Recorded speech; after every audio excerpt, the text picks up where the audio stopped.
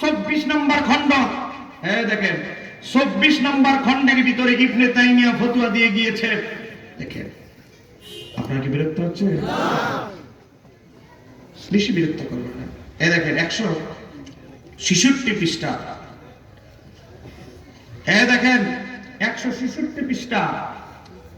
ইবনে তাইমিয়া উল্লেখ করেছে আব্দুল্লাহ ইবনে ওমর রাদিয়াল্লাহু তাআলা আওসা ওসিয়ত করেছেন তার সন্তানকে, ও আমার সন্তান, আমি যখন মারা যাব, আমি মারা যাওয়ার পরে আইয়াকরা তেলাওয়াত করবে ইনদা কবরিহি, আমার কবরের কাছে। কই কি? সূরা বাকারার প্রথম অংশ, সূরা বাকারার শেষের অংশ। একটু জোরে বলেন সুবহানাল্লাহ। ইবনে তাইমিয়া উল্লেখ করেছে হযরত আব্দুল্লাহ ইবনে ওমরকে, সাহাবীদের মধ্যে 7 জন সবচেয়ে বড় মুফতি ছিলেন, 7 জন।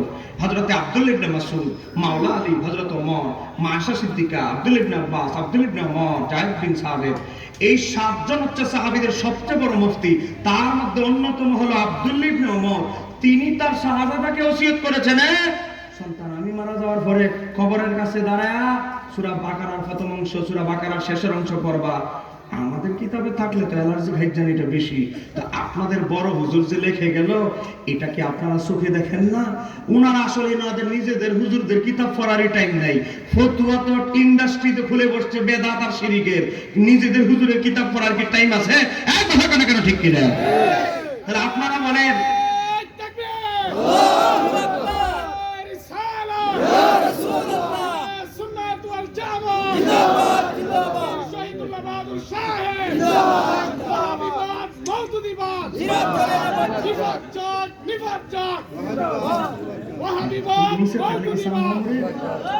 নিচের থেকে কি তুই কেরামত দিয়ে চা দিয়ে লাগবে?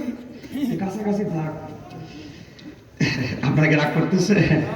এখন আপনারা বলেন, কবরের কাছে কোরআন তেলাওয়াত করা যদি বেদাত হয়, তাহলে আপনারা বলেন সাহাবীরা কি বেদাতি ছিলেন? না।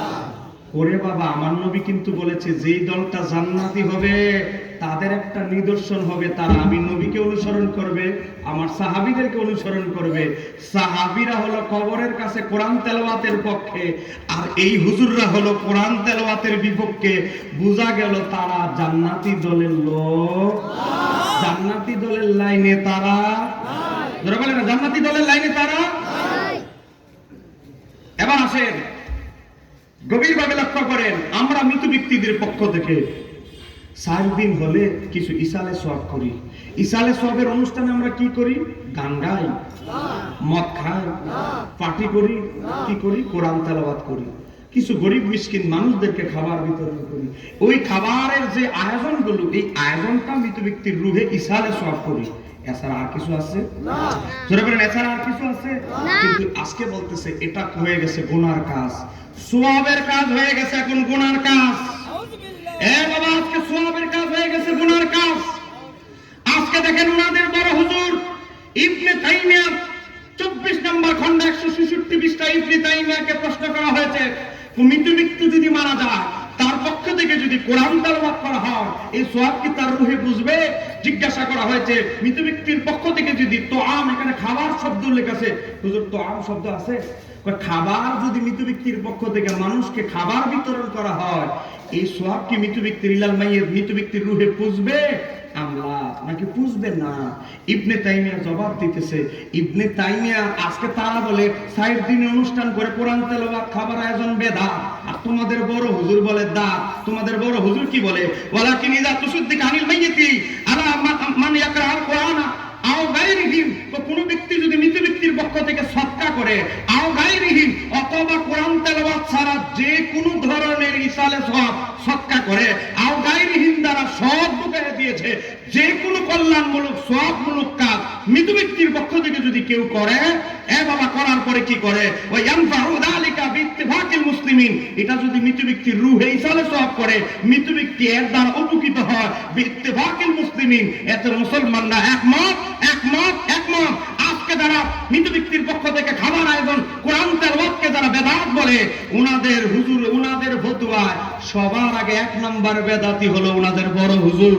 কথা কেন ঠিক কি না? আসলে কথা হচ্ছে নিজেদের বড় হুজুরের কিতাব পড়ার আসলে এরা টাইম পায় না। আমরা যখন এগুলো রিচার্জ করে বের করি, তখনই এদের একটু জবানটা একটু ঠান্ডা হয়। ঠিক কি? আপনাকে রাগ করতেছেন আমার কথা? বাবা এখানে শেষ নেই। ইবনে তাইমিয়া তারপরে বলেছে ওয়াকাযালিকা, তেমনি ভাবে মৃত্যু ব্যক্তি মারা যাওয়ার পর পরবর্তী সময়ে যদি মান করাল কোরআন মুহতাসিবান, সওয়াবের আশা যদি কেউ কোরআন তেলাওয়াত করে, ওয়াহদাহু ইলাল মাইয়িতি, ওই সওয়াব কোরআন তেলাওয়াতের সওয়াবগুলো মৃত্যু ব্যক্তিকে হাদিয়া দেয়, কয় কি হবে? নাফাহু যালিকা, এর দ্বারা মৃত্যু ব্যক্তি ফায়দা লাভ করবে, উপকৃত হবে। ইবনে তাইমিয়া বলতেছে, ইবনে তাইমিয়া বলে কোরআন তেলাওয়াত করে মৃত্যু ব্যক্তিকে হাদিয়া দিলে উপকৃত হয়, আর এই হুজুর বলে সম্পূর্ণরূপে বেদাত। তাহলে আপনারা বলেন ওনার ফতুয়ায় ওনার হুজুর হলো 1 নাম্বার বেদাতি। কথা বল না কেন, ঠিক কিনা? এই কথা বললেই কি হুজুর দাওয়াত দিচ্ছে? মাওলানা সিরাজুল ইসলাম হুজুর। খালি বকে গেল। আমি বকে যাই নাই, গালিও দেই নাই, গাল মন্দও করি নাই। আমাদের উদ্দেশ্য হচ্ছে এই বাতিলপন্থীরা আমার নবীর শত শত সুন্নতকে জবাই করার চেষ্টা চলছে। এই চেষ্টা আহলে সুন্নাত ওয়াল জামাতের অনুসারী হয়ে আমরা সহ্য করব না। এই কথা কেন, ঠিক কিনা? এই অপচেষ্টা রুখে দেওয়ার জন্যই আহলে সুন্নাত ওয়াল জামাত। কথা কেন, ঠিক কিনা?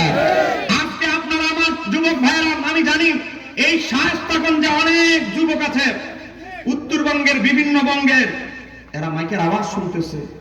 আমি তাদেরকে বিনয়ের সাথে বলবো, আজকে আপনাদের আহলে হাদিসদের সাথে আমরা কখনো দ্বন্দ্ব করতে যাইতাম না। কেন করছি? তার আজকে আমাদের ফরজ ইবাদত নিয়ে মজা ঠাট্টা বিদ্রুপ করছে। এই দেখেন এক্সপ্রেসারা বই লিখছে জাল হাদিসের কবলে রাসূলুল্লাহ সাল্লাল্লাহু আলাইহি ওয়াসাল্লাম। আজকে 5 ওয়াক্ত নামাজ নিয়ে ঠাট্টা বিদ্রুপ চলছে। আপনারা বলেন 5 ওয়াক্ত যে নামাজ পড়ি, এই নামাজ কি নফল না ফরজ? পিছনের ভাইদের কথা মনে হয় আপনাদের এলাকায় কি 5 ওয়াক্ত নামাজ নফল করা হয়েছে নাকি? বলেন 5 ওয়াক্ত নামাজ কি নফল না ফরজ? ফরজ। আজকে আমাদের ফরজ নামাজকে নিয়ে আমরা হানাফি হওয়ার কারণে আমাদের ফরজ নামাজ নিয়ে এই বেচারা উনাদের 10 জন বড় হুজুরের একজন মুজাফফর বিন মহসিন বই লিখেছে জাল হাদিসের কবলে রাসূলুল্লাহ সাল্লাল্লাহু আলাইহি ওয়াসাল্লাম, পৃষ্ঠা নাম্বার 28, 28 নম্বর পৃষ্ঠা। হুজুর আছে বর্তমান সমাজে যে সালাত মানে নামাজ প্রচলিত আছে তা জাল ও জয়ীব হাদিস ভিত্তিক বানোয়াট সালাত। আর একটু আস্তে কর। বানোয়াট মানে আমাদের সব নামাজ বঙ্গোপসাগরে চলে গেছে, আর ওনারা তো লেডিস মার্কা নামাজ পড়ে, ওনাদের নামাজ আরশে আজিমে চলে গেছে। এখন আপনারা বলেন নামাজ নাবির নিচে হাত বাইতে হানাফি মাযহাবের পদ্ধতিতে নামাজ পড়তে দাড়িগুলো ভাগায় ফেললেন, আর এই হুজুর বলে ফতোয়া দিচ্ছে কি আপনার জীবনের সমস্ত নামাজ হলো কি বানোয়াট নামাজ, বাতিল নামাজ। এ বাবা, যারা আমাদের ফরজ ইবাদতকে বলে বানোয়াট ইবাদত, তাদেরকে কি দেখলে জড়ায়া ধরবো? আমাদের কি উচিত তাদেরকে জড়ায়া ধরা না প্রতিবাদ করা? আমি উত্তরবঙ্গে গিয়েছি নওগাঁ জেলায়। যাওয়ার পর এই বই খুলতে দেরি আহলে হাদিস একজন দাঁড়ায় গেছে, বলে আপনি ওলি বুজুর্গের কথা বাদ দেন, কোরআন হাদিসের কথা বলেন। আচ্ছা, আমি তাকে বললাম ঠিক আছে, আমাদের নামাজ, এই লামাযহাবীদের চিন্তাধারা কি? আমাদের নামাজ, আমরা যে নামাজ পড়ি, আমাদের নামাজ হলো শিক্ষা দিয়েছে সুফিয়ায়ে কেরাম। তো কোরআন হাদিস জানতো না, যা জানতো তাই আমাদের পূর্বপুরুষদেরকে শাহজালাল আলিয়ামনি খাজা করিবেন আমার শিক্ষা দিয়ে গেছে। কত মগের মূল্য, কত বোকা। এতগুলো মাদ্রাসা হয়েছে কি সুফিয়ায়ে কেরামদের কথা? এতগুলো মাদ্রাসা, কামিল মাদ্রাসা, সিয়াসিত্তা পড়ানো হয়, এত কিতাব পড়ানো হয়, আর তারা মানুষকে, যুবকদেরকে বোঝানোর চেষ্টা করে আমরা নাকি ওই পুরনো বুজুর্গদের কথায় নামাজ পড়ি, হাদিসের আলোকে নামাজ পড়ার চেষ্টা করি না। কি আফসোসের ব্যাপারে রে ভাই, আজকে কিভাবে মানুষদেরকে প্রতারিত করা হচ্ছে আপনি অবাক হয়ে যাবেন। আমি জাস্ট একটা উদাহরণ আপনাদেরকে দিচ্ছি। আপনাকে বিরক্ত হচ্ছে না? দেখেন একটা উদাহরণ দিচ্ছি। আমরা নাবির নিচে হাত বাঁধি। আমরা কোথায় হাত বাঁধি? নাবির নিচে। আরো বলেন কোথায় হাত বাঁধি? কেন আমরা নাবির নিচে হাত বাঁধি? ইমাম আবু হানিফা বলে, আমি আবু হানিফা রাহমাতুল্লাহ আলাইহি নাবির নিচে হাত বাঁধার প্রধান দলিল হচ্ছে কোরআনুল কারীম। কোথায় আছে? কোরআনুল কারীমে সূরা বাকারাতে আছে। কি আছে? অকুমু লিল্লাহি কানিতিন, নামাজে দাঁড়াও বিনয়বত। আজকে যারা এভাবে হাত বাঁধে, যারা এভাবে হাত বাঁধে, একটার ভিতরেও বিনয় নাই। আয় বাবা, যারা নাবির নিচে হাত বাঁধে, ডান হাতকে বাম হাতের উপরে রেখে নাবির নিচে হাত বেঁধে মাথাটা সিজদার জায়গার দিকে নিবন্ধ করে তাকিয়ে গোলামের মতো বিনয়ের সাথে আল্লাহর দরবারে দাঁড়ায়, এই কথা বলে না কেন, ঠিক কিনা? আর এই বেচারারা পা দুইটা ছড়ায় এমন ভাবে দাঁড়ায়, মনে হবে যেমন কুস্তি খেলার প্রতিযোগিতার নামবো কিছুক্ষণ পর।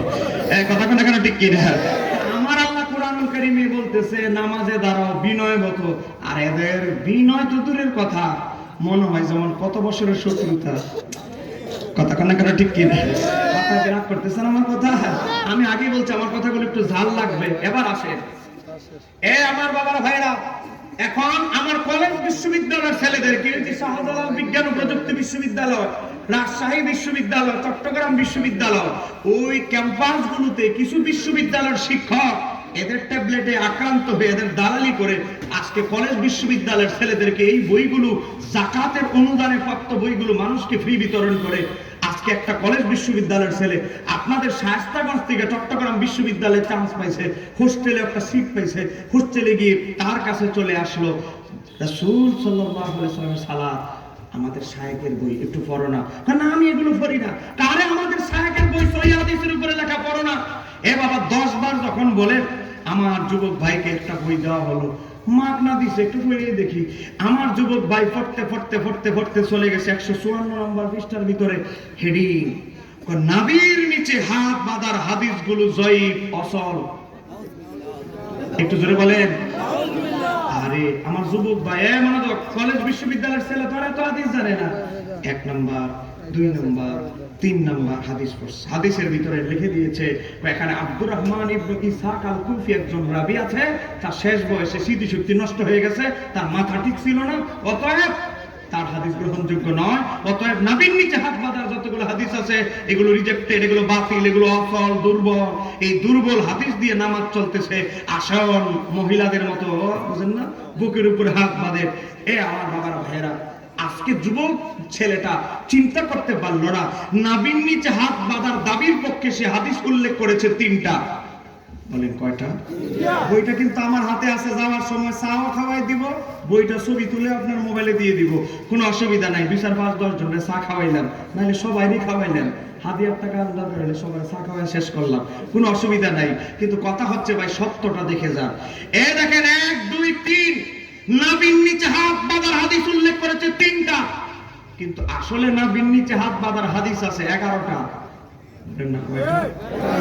আর জোরে বলেন কয়টা? এই বেচারা যুবকরে কেমনে ব্রেইন ওয়াশ করতেছে। দেখেন লামাজাবিরা কিভাবে যুবকদেরকে তার দলে টানে। আজকে যুবকদেরকে বলতেছে দেখো দেখো দেখো, হায় হায় হায় রে, সারা জীবন কি নামাজ পড়লা, সব তো দুর্বল হাদিসের নামাজ। কিন্তু এই ছেলেটা চিন্তা করলো না, হানাফি মাযহাবের দাবি প্রসঙ্গে যে 3টা হাদিস উল্লেখ করা হলো, আসলে কি শুধু 3টাই হানাফিদের দলিল, না আরো দলিল আছে? এই ছেলেটা চিন্তা করলো না। অথচ হানাফিদের নবীর নিচে হাত বাঁধার পক্ষে হাদিস বর্ণিত হয়েছে 11টা। যে হাদিসগুলো আরো বাকি 8টা বাদ দেওয়া হয়েছে, ওই হাদিসগুলো কোনটা হাসান, কোনটা সহিহ, কিন্তু ওইগুলো উল্লেখ করে নাই। কেন উল্লেখ করে নাই? কারণ উল্লেখ করলেই তার 2 নাম্বার ব্যবসা বন্ধ হয়ে যাবে। বলতে হবে ঠিক কিনা? আপনাদেরকে দেখাচ্ছি আমার এই বই 18,000 কপি বিক্রি হয়েছে গত 3 বছরে। এই বইটা যাদের কাছে আছে, হানাফি ও আহলে হাদিসদের 25টি মাসালার বিরোধ মীমাংসা, 121 নাম্বার পৃষ্ঠা থেকে নাবির নিচে হাত বাঁধার সবগুলো দলিল দেওয়া আছে। 121 নাম্বার পৃষ্ঠা থেকে আমি গোটা 11টা হাদিস সনদের বিশ্লেষণ সহ সবকিছু আমি তুলে ধরেছি। বাবা 1 নাম্বার হাদিস যেটা সে চুরি করেছে উল্লেখ করে নাই, হযরত ওয়াইল ইবনে হুজুর থেকে বর্ণিত। ইমাম ইবনে আবি শায়বা, ইমাম মুসলিমের উস্তাদ, তিনি বর্ণনা করেছে ইমাম ওয়াকি থেকে, ইমাম ওয়াকি সিয়াসিত্তার রাবি, ইমাম ওয়াকি বর্ণনা করেছে মুসা ইবনে উমাইর থেকে, তিনি বুখারী মুসলিমের রাবি, তিনি বর্ণনা করেছে আলকামা ইবনে ওয়াইল থেকে, তিনিও বুখারী মুসলিমের রাবি, তিনি বর্ণনা করেছেন আন আবিহি, ওনার বাবা থেকে, হযরত ওয়াইল ইবনে হুজুর থেকে। ওয়াইল ইবনে হুজুর বলে আমি 20 দিনের জন্য নবীর সোহবতে আসলাম, আমি ছিলাম শাহজাদা, আমার বাবা মদিনা শরীফে পাঠাইলো, আমি নবীর দরবারে আসলাম, চিঠি নিয়ে আসলাম বাবা। আমার নবী বললেন আবু বকর, ওয়াইল ইবনে হুজুরকে সব সময় তোমার পাশে দাঁড়া করাবা, সেজন্য আমি নবী কিভাবে নামাজ পড়ি, কিভাবে রুকু করি, কিভাবে ওযু করি, এটা সে প্র্যাকটিক্যাল দেখে গিয়ে নিজের জন্মভূমিতে প্রচার করবে। এজন্য আমার নবী ওয়াইল ইবনে হুজুরকে প্রথম কাতারে দাঁড়া করাতেন।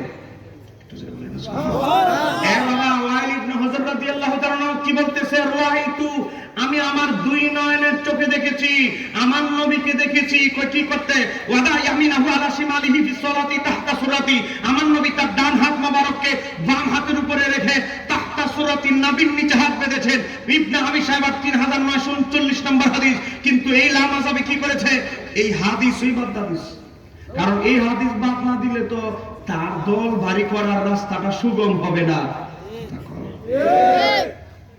আজকে কিভাবে বাটপাড়ি চলছে?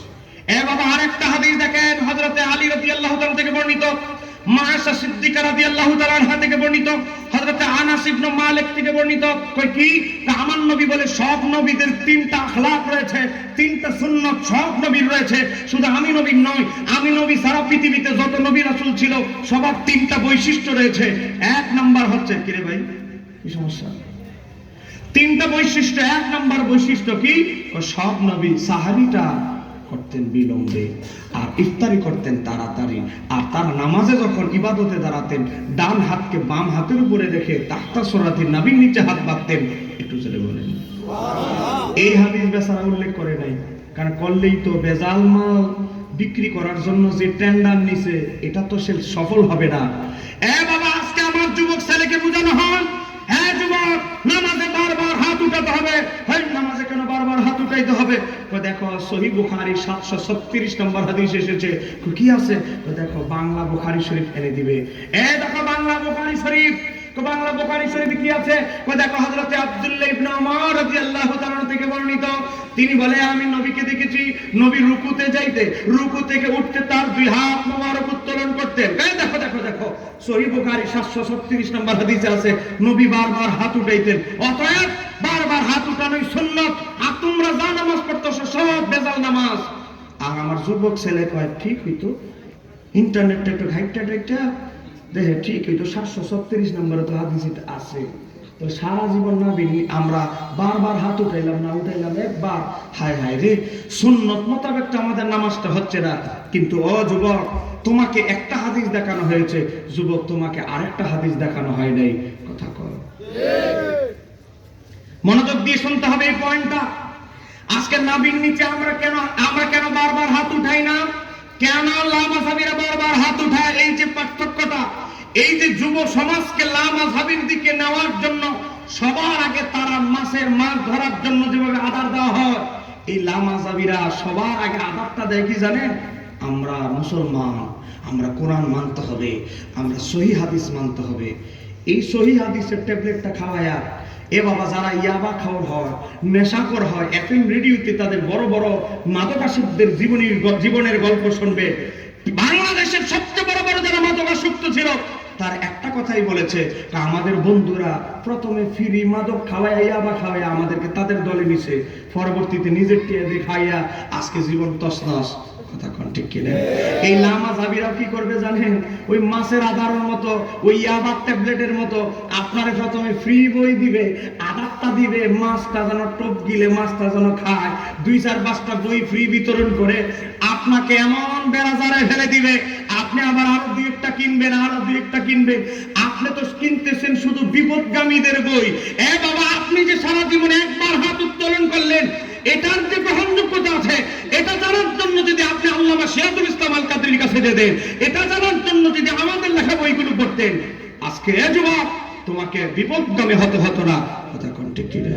আজকে দেখেন, এখন আপনারা আমারে প্রশ্ন করতে পারেন, হুজুর তাহলে বুখারীতে আছে নবী বারবার হাত উঠাইছে, তাহলে আমরা কেন করি না? বলেন, না করার কারণ আছে না নাই? জোরে বলেন কেন আছে না নাই? এক নম্বর কারণ, আমার নবী রাফিলে আদায় বারবার হাত উত্তোলন প্রাথমিক যুগে করেছেন, পরবর্তীতে ছেড়ে দিয়েছেন। তার প্রমাণ, তার সবচেয়ে বড় প্রমাণ হচ্ছে হযরতে আব্দুল্লাহ ইবনে ওমর রাদিয়াল্লাহু তাআলা। বাবা, মুসান্নাফ ইবনে আবি শাইবা হাদিস নম্বর 2452। বাবা, ইমাম তাহাবী শরহে মানিল আসার 1357, ইমাম বাইহাকির মারিফাতুস সুনানি ওয়াল আসার 3286 থেকে শুরু করে 69টা হাদিসের কিতাব এসেছে। কি এসেছে? একজন বিখ্যাত তাহাবী হযরতে মুজাহিদ রাহমাতুল্লাহ আলাইহি, তিনি কে? হযরতে আব্দুল্লাহ ইবনে ওমরের শাহজাদা, হযরতে আব্দুল্লাহ ইবনে ওমরের শাগিরের ছাত্র, হযরতে বিখ্যাত তাহাবী মুজাহিদ বলে কওয়ালা। তিনি কি বলেন? সাল্লাইতু খালফা ইবনে ওমর, আমি আব্দুল্লাহ ইবনে ওমরের পিছনে, খালফ মানে পিছনে, ওনার পিছনে নামাজ আদায় করেছি। তিনি কি করতেন? ফালাম ইয়াকুন ইয়ারফাউ ইয়াদাইহি, তিনি হাত উত্তোলন করতেন না ইল্লা প্রথম তাকবীর, তাকবীরে তাহরিমা সারা তিনি আর কখনো হাত উঠাইতো না। একটু জোরে বলেন সুবহানাল্লাহ। যেই সাহাবী, মনোযোগ দিয়ে ঘটনাটা শুনতে হবে, সহিহ বুখারী 736 নম্বর হাদিসে কি এসেছে?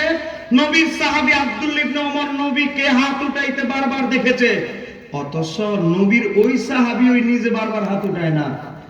এটা যদি হাত উঠানো, বারবার হাত উঠানো যদি সুন্নত হতো, সবার আগে আব্দুল্লাহ ইবনে ওমর রাদিয়াল্লাহু তাআলা এটাকে আঁকড়ে ধরতেন।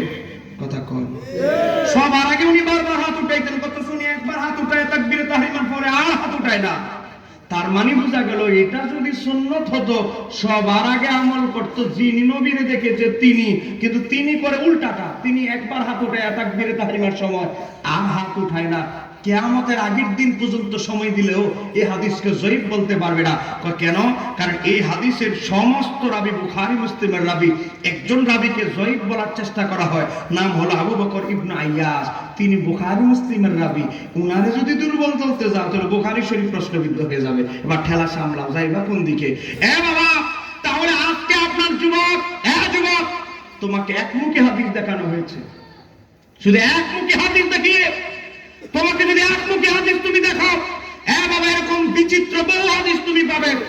আমার নবীর থেকে হাদিস বর্ণিত হয়েছে সহিহ বুখারীতে, কই কি হযরত হুযায়ফা ইবনে ইয়ামান বলে, আমার নবীকে আমি দাঁড়ায়া একটা ময়লা স্তূপের সামনে দাঁড়ায়া পেশাব করতে দেখেছি। এটাও সহিহ বুখারীর হাদিস। আবার তিরমিজি শরীফের হাদিস, ইবনে মাজাহ সিয়াচিত্তার 4 কিতাবে সুনানে আরবাতে এসেছে। মা আয়েশা সিদ্দিকা বলে, আমার নবী কখনো দাঁড়ানো বসা ছাড়া কখনো পেশাব করতেন না। হযরত ওমর ইবনে খাত্তাব বলে, আমি একেবারে নবীকে জাহেলি যুগ থেকে চিনি, জাহেলি যুগ থেকে শুরু করে আমার নবীর ওফাত পর্যন্ত আমি ওমর ইবনে খাত্তাব দেখেছি, আমার নবী কখনো বসা ছাড়া দাঁড়ায় পেশাব করতেন না। তাহলে হুযায়ফা ইবনে ইয়ামান কি মিথ্যা বর্ণনা করেছে? না, এটা হলো বিক্ষিপ্ত একটা ঘটনা, বিচ্ছিন্ন ঘটনা। ওজর মোল্লা আলী কারীমের কাতে উল্লেখ করেছে, নবীর কোমরের সমস্যা ছিল, ওই দিন কোমর বেদনার সমস্যা ছিল। ওজর কখনো সুন্নত হতে পারে না, কিন্তু এটাও তো হাদিস। কথা কোন না কেন? সহিহ ইবনে হিব্বান, সহিহ ইবনে খুযাইমার হাদিস, আমার নবী বলে, বিতির 1 রাকাত পড়ো, 3 রাকাত পড়ো, 5 রাকাত পড়ো, 7 রাকাত পড়ো, 9 রাকাত। 9 রাকাত বিতিরের হাদিস আছে, কিন্তু ইমাম আবু হানিফা বলে বিতির হলো 3 রাকাত সুন্নত। কেন 3 রাকাত সুন্নত? আমার নবী বিতির গুলো পড়তেন নবীদের বিবির হুজরা মোবারকে। আমার নবী তার বিবিদের হুজরা মোবারকে বিতির পড়তেন, রাত্রে ইশার সাথে সাথে নবী বিতির পড়তেন না। তো নবীর বিবি কি বলে? হযরত মা আয়েশা সিদ্দিকা বলে, মুসান্নাফ ইবনে আবি শায়বার হাদিস, আমার নবীর বিবি মা আয়েশা সিদ্দিকা বলে, আমার নবী আমার কাছে বিতির পড়তেন 3 রাকাত। 1 রাকাতে সূরা আলা, দ্বিতীয় রাকাতে সূরা কাফিরুন, তৃতীয় রাকাতে সূরা ইখলাস তেলাওয়াত করতেন।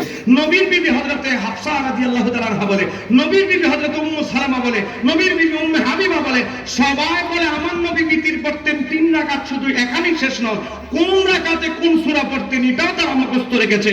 একটু তা আমার নবী বলে, বিক্ষিপ্ত যারা বিতিরের রওয়ায়াত বর্ণনা করেছে তাদের চাইতে উম্মাহাতুল মুমিনিনদের বর্ণনাকে আমি অগ্রগণ্য করব। কেন? আমার নবী যদি সাহাবীদের সাথে বিতির আদায় করে থাকে একবার, আর নবীর বিবিদের কাছে আদায় করেছে বিতির 99 বার। একটু জোরে বলেন সুবহানাল্লাহ।